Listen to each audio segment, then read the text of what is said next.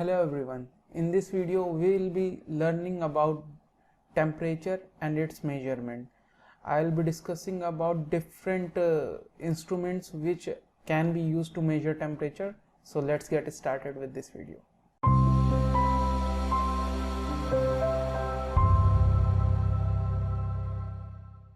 Accurate measurement of temperature ज़रूरी है industrial processes के लिए, मैन्युफैक्चरिंग सेक्टर में भी और हेल्थ एंड सेफ्टी में भी। तो ये समझने से पहले कि ये इनकी ज़रूरत तो है हर चीज़ में, ये टेम्परेचर क्या है ये समझना पड़ेगा।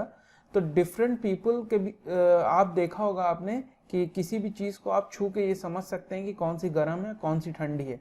तो ये जो परसेप्शन है हॉट और कोल्ड का, यहीं से टेम्परेचर के बारे में बेसिक जन्म होता है। टेम्परेचर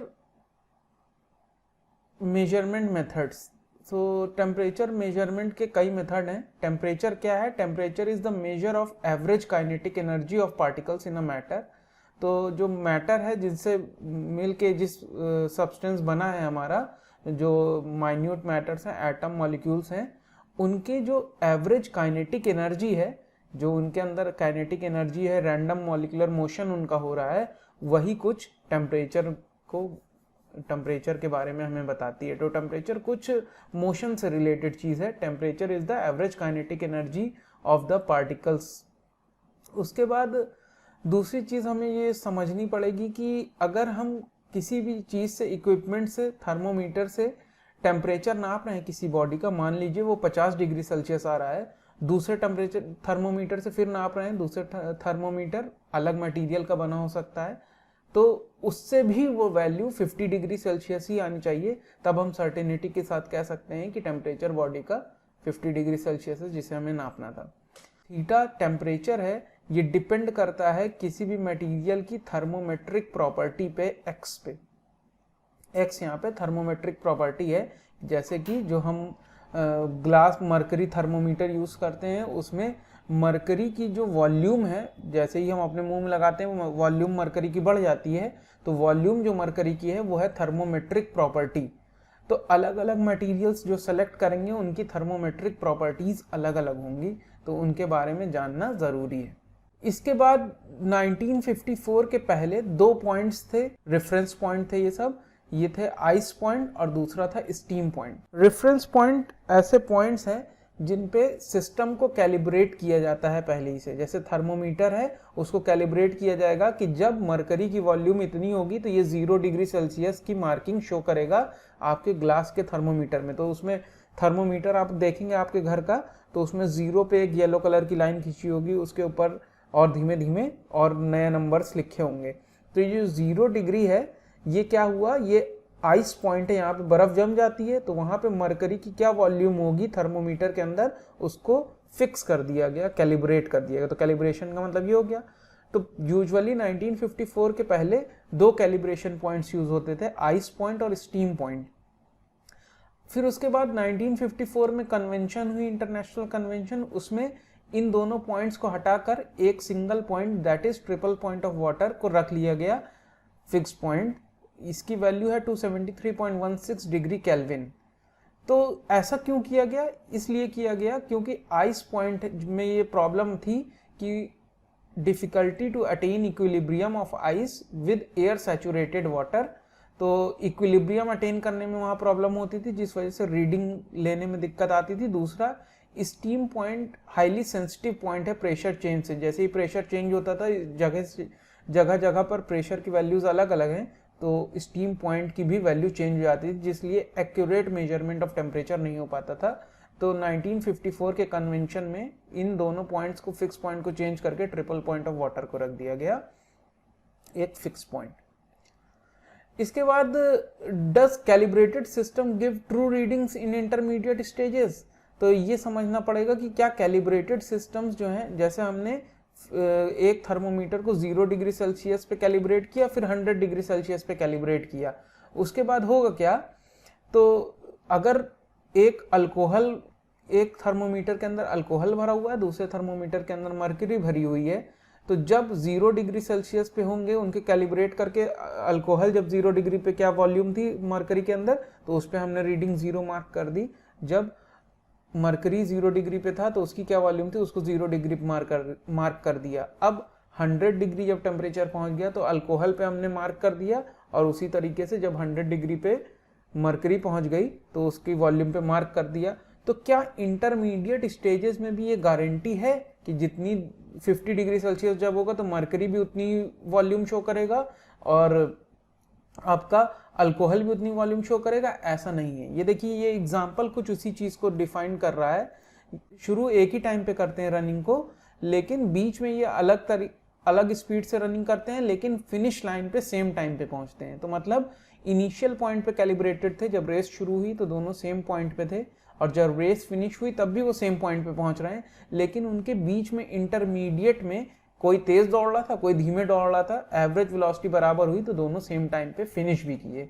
तो ये जरूरी नहीं है कि दो अलग अलग सब्सटेंस अगर उन्हें कैलिब्रेट कर दिया जाए 2 पॉइंट पे तो वो इंटरमीडिएट वैल्यूज भी सेम देंगे। इसके बाद टेम्परेचर स्केल्स हैं। कुछ टेम्परेचर स्केल्स के बारे में आपने over a period of time सुना होगा कि यूजुअली 3 हमने यहाँ पे टेम्परेचर स्केल्स के बारे में लिखा हुआ है, लेकिन और भी ढेर सारी टेम्परेचर 1-2 टेम्परेचर स्केल और हैं, जैसे रैंकाइन टेम्परेचर स्केल।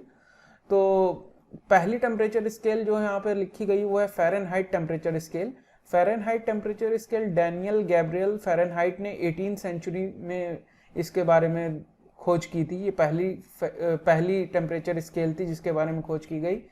इस फ़ारेनहाइट टेम्परेचर स्केल में देखिए यहाँ पे ये थर्मोमीटर लिखा हुआ है, इसमें इन्होंने सॉल्ट आइस मिक्सचर के फ्रीजिंग टेम्परेचर को 0 माना था अपने स्केल में। तो 0 degree Fahrenheit corresponds to the temperature of ice salt mixture, freezing of ice salt mixture.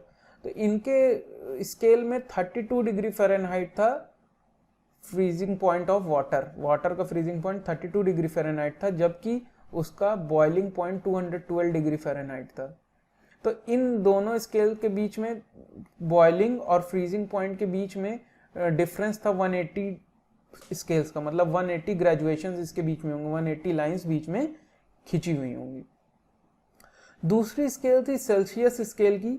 Celsius scale 1742 में एक स्वीडिश एस्ट्रोनॉमर थे एंडर्स सेल्सियस, उन्होंने इसको डिफाइन किया था। उसमें 0 डिग्री सेल्सियस लिया गया था फ्रीजिंग पॉइंट ऑफ वाटर और 100 डिग्री सेल्सियस लिया गया था बॉइलिंग पॉइंट ऑफ वाटर। तो फ्रीजिंग पॉइंट से बॉइलिंग पॉइंट के बीच में 100 ग्रेजुएशंस डिफाइन किए गए थे इस स्केल में। तीसरी स्केल है केल्विन स्केल। इस केल्विन स्केल को फाइंड किया था स्कॉटिश फिजिसिस्ट थे और मैथमेटिशियन भी थे, लॉर्ड केल्विन। उन्होंने इसको डिफाइन किया था। उन्होंने ये इसको 0 केल्विन से डिफाइन किया था। 0 केल्विन एब्सोल्यूट स्केल है।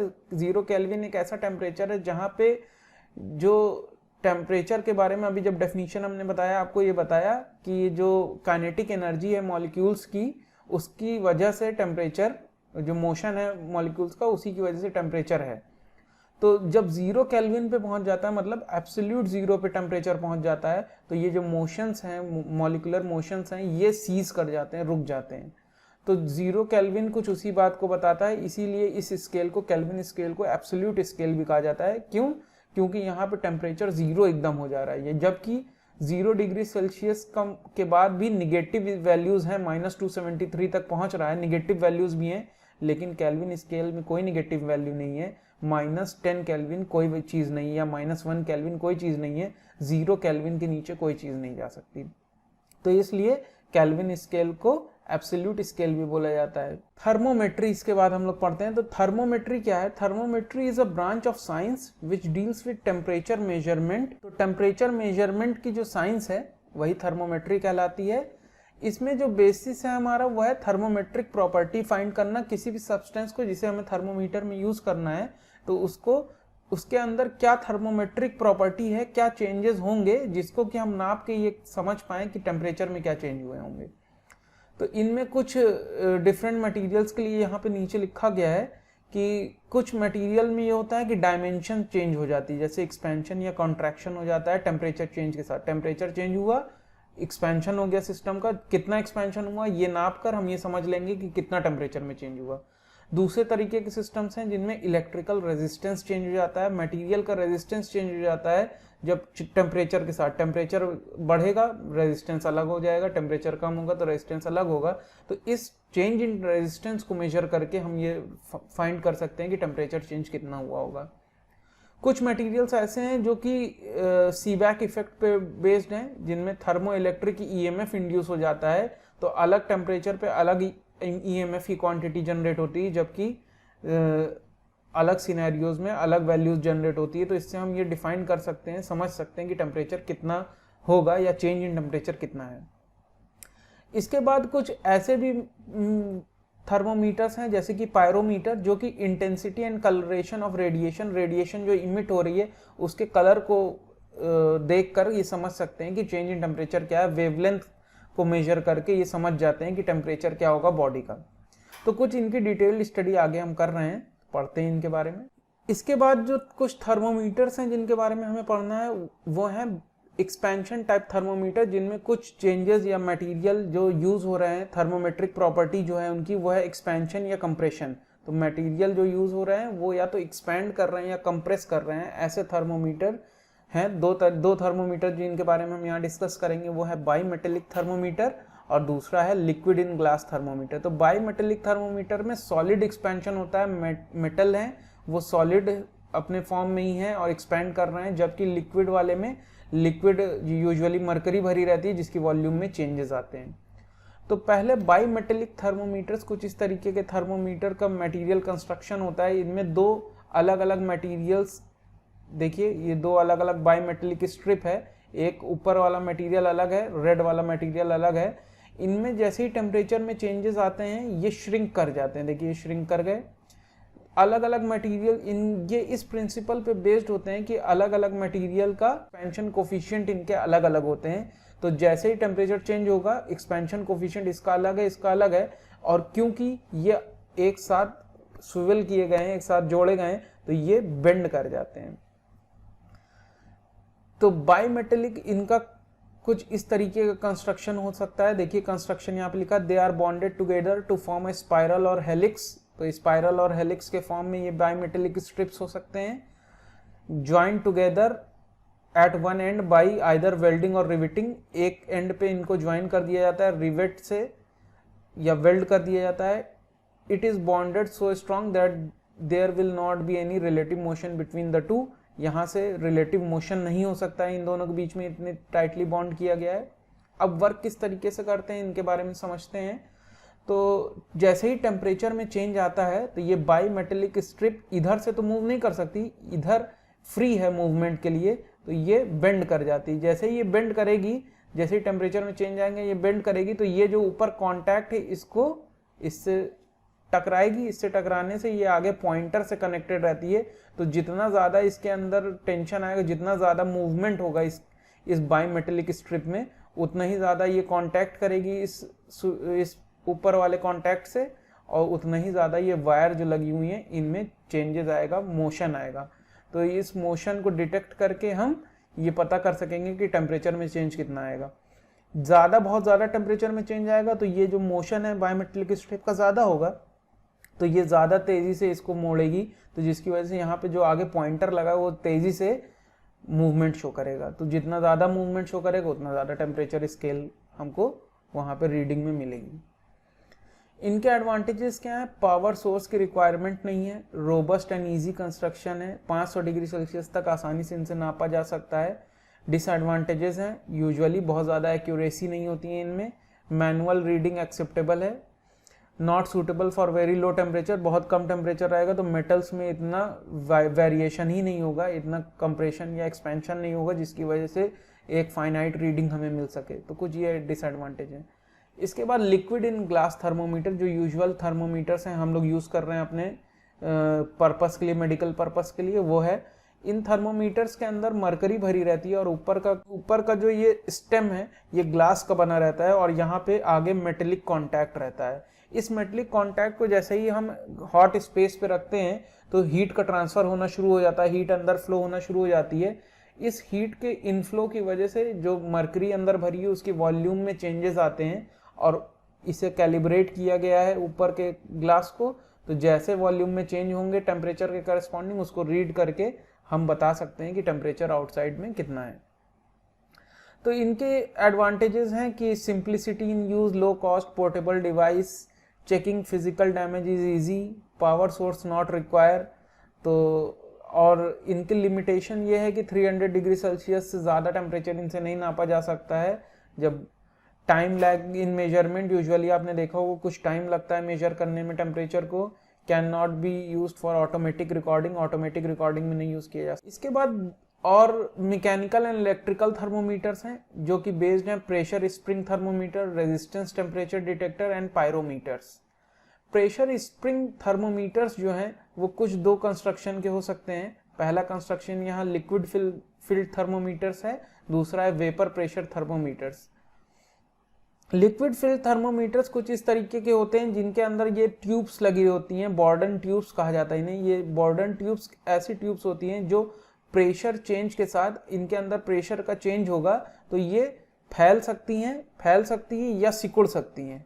ठीक है, तो जैसे ही टेम्परेचर में चेंज होगा, यहाँ पे लिक्विड भरा हुआ है, जैसे ही टेम्परेचर में चेंज होगा ये लिक्विड अंदर की तरफ या तो फ्लो करेगी या टेम्परेचर कम होगा तो बाहर की तरफ फ्लो करेगी। जैसे ही अंदर की तरफ ये लिक्विड फ्लो करेगी टेम्परेचर चेंज की वजह से, तो होगा क्या, जैसे ही इसके अंदर फ्लो करेगी, ये स्पाइरल शेप के बॉर्डन ट्यूब्स होते हैं, इनमें अंदर जर्क प्रोड्यूस होता है। ये जर्क इन गियर्स के थ्रू इन पॉइंटर्स में ट्रांसमिट हो जाता है और ये ऊपर स्केलिंग रहती है। जितना ज़्यादा प्रेशर से जर्क होगा उतना ज़्यादा स्केल मूव करेगी, तो उतना ज़्यादा टेम्परेचर डिफरेंस को ये प्रोजेक्ट करेगी।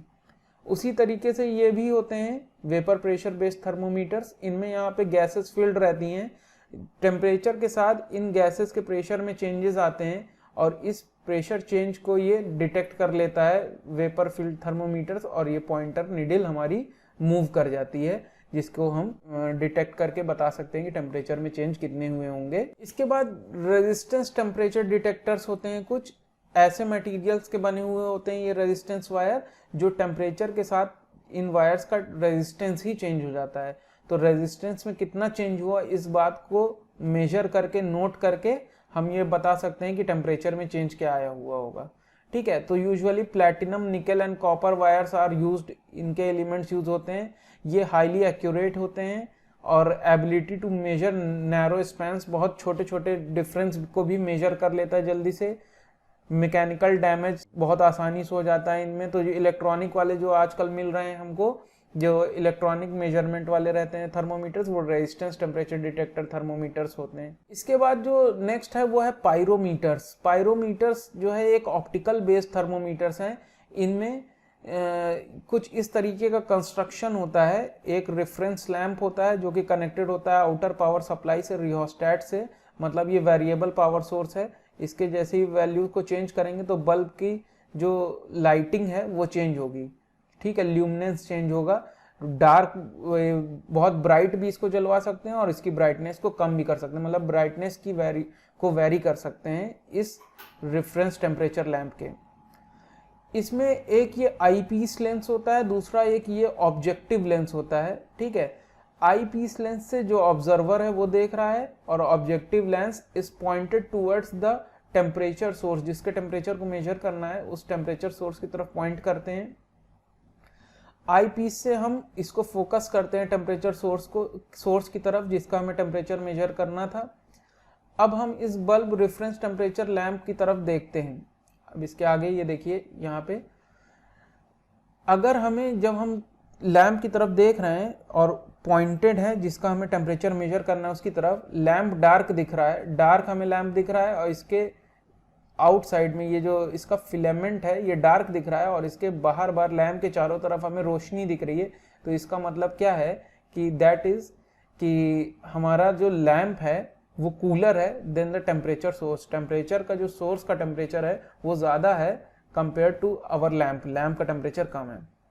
अगर कुछ इस तरीके की ऑब्जर्वेशन हो रही है, फिलामेंट जो है हमारा ब्राइट है, जो लैंप अंदर लगा हुआ है आर्टिफिशियल लैंप, उसकी जो ये हेलिक्स बने हुए हैं ये लाइट कलर के दिख रहे हैं और अगल बगल हमें अंधेरा टाइप का दिख रहा है। इसका मतलब हमारा फिलामेंट ब्राइट है, इसका मतलब ये है कि हमारा जो बल्ब है उसका टेम्परेचर ज़्यादा है और जिसका टेम्परेचर हम नाप रहे हैं उसका टेम्परेचर कम है। और अगर कुछ इस तरीके की ऑब्जर्वेशन होती है कि फिलामेंट हमें दिख ही नहीं रहा है, तो इसका मतलब दोनों का टेम्परेचर सेम हो चुका है। फिलामेंट का जो टेम्परेचर है वही टेम्परेचर हमारे ऑब्जेक्ट जिसका हम मेजर कर रहे हैं उसका टेम्परेचर है। तो इस करंट सेटिंग को कितनी सेटिंग में बल्ब के कितने ल्यूमिनेंस में इस तरीके की ऑब्जर्वेशन 3 हमें मिल रही है, इसको नोट कर लेते हैं और उसके करस्पॉन्डिंग क्या टेम्परेचर होगा इसको प्रिडिक्ट कर लेते हैं। तो कुछ ये हैं टेक्निक्स मेजरमेंट के, थर्मोमीटर्स हैं अलग अलग तरीके के, उनके बारे में ये है। तो पायरोमीटर के एडवांटेज क्या है कि ये हाईली एक्यूरेट होते हैं, हाई टेम्परेचर मेजरमेंट के लिए यूजुअली ये यूज़ होते हैं। और सब थर्मोमीटर्स में ये डिसएडवांटेज था कि 500 डिग्री सेल्सियस तक नहीं नाप सकते थे। इनमें क्या है कि हाई टेम्परेचर के लिए इनका मेजरमेंट के लिए यूज़ किया जा सकता है। तो इंडस्ट्रियल पर्पस में अगर आप विजिट करेंगे तो आप देखेंगे कि पायरोमीटर्स इंडस्ट्रीज़ में लगे हुए हैं जहाँ पे मैन्युफैक्चरिंग या प्यूरिफाइंग ऑफ मेटल्स हो रही है। इसके बाद नेक्स्ट वीडियो में we will be studying about point and path functions and heat and work. Thank you.